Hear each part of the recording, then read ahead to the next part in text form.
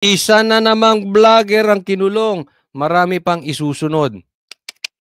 Viral ngayon ang isang Russian YouTuber sa maling dahilan.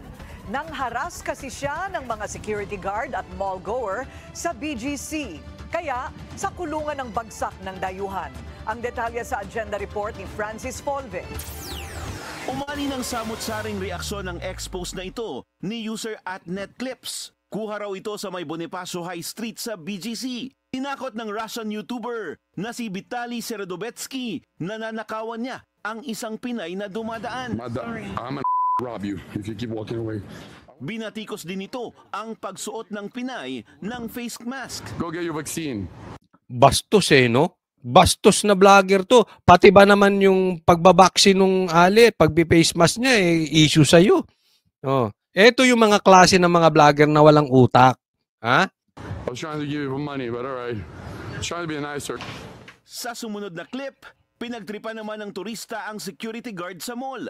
Kinuha rin at itinakbo nito ang sombrero ng So, content na yan. Content na yan. Amo, kaya may mga vloggers na ganito, kaya sumasama din ang imahe ng mga vloggers eh. Anong ambag niyan? 'Di ba? Anong ambag niyang klase ng ganyang vlog? Pambabastos. Babastusin mo yung gwardiya, kukuhanin mo yung sombrero. Buti sana kasi meron ako nakikita na mga nagpa-prank. Nakakatawa. Pag tinuro nila yung camera, hindi ka maiinis.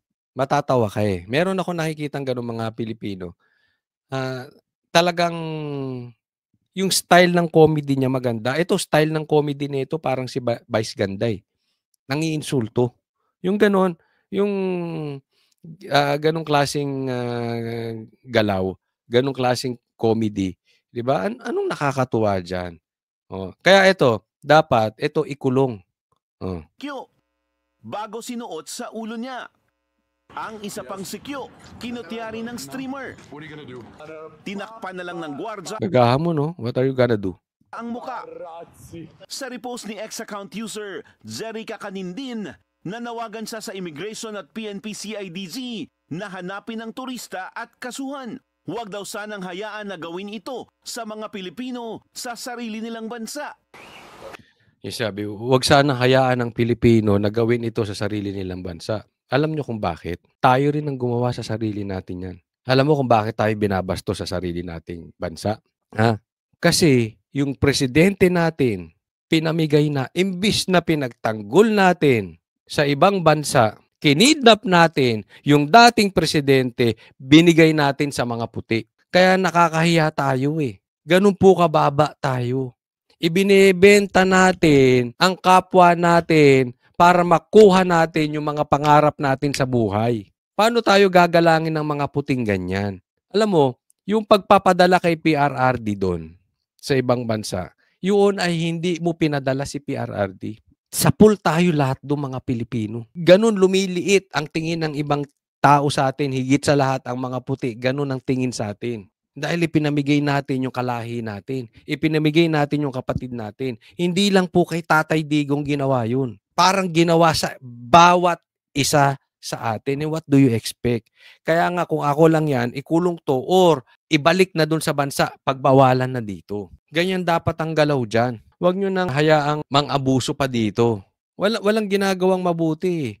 Di ba? Ano bang naitutulong ng vlog niya? Your boy can stay back there. Put your hand on the car, man.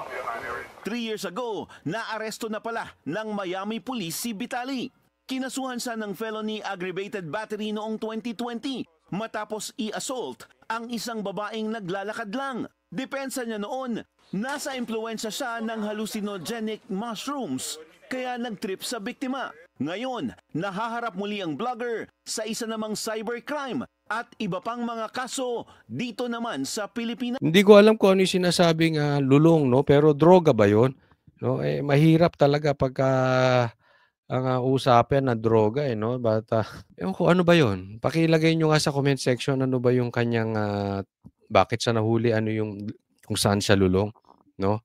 Pero kung lulong siya sa ganun at yun ay droga, hindi ko po na-check kung yun ay droga, pero ano pang ikalululong mo, no? Kung alak naman yan, lasing ka lang. Kung lulong to sa droga, sa ibang bansa, malamang nagdodroga rin yan dito. Malamang yan. Hindi natin maiiwasan na dito pa, do'n sa bansa nga nila, na mahigpit, nakakaganyan dito pa sa atin. Matapos ang insidente sa BGC. Ayon sa Taguig City Police, arestado at for inquest na si Sedorovetsky. Nandun sa ADG? Dito nga sa post nila, inaresto na si ADG. Ano pong mga kaso yung hinaharap niya, sir? Unjust vexation, tapos yung cybercrime. O yan, arestado. Alam mo, dapat, eto mga asikasuhin nila Paduano, nila Abante, nila Barbers, no? Yung mga ganyang klaseng vloggers. Di ba? Lalo't dayuhan tapos nagyayabang dito. Wag niyong kinakayan-kayanan yung mga Pilipino.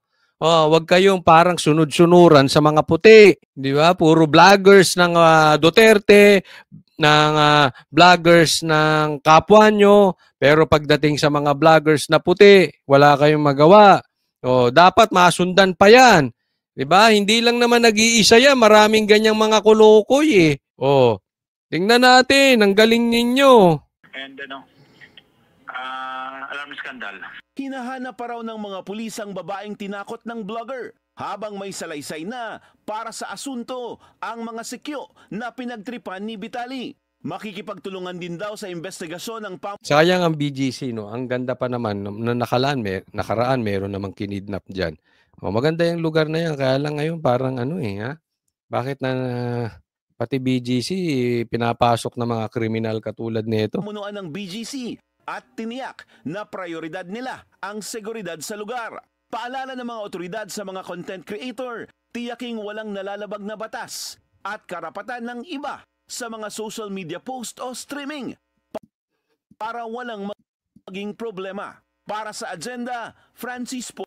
Ay, so isa na namang itong kulokoy na to.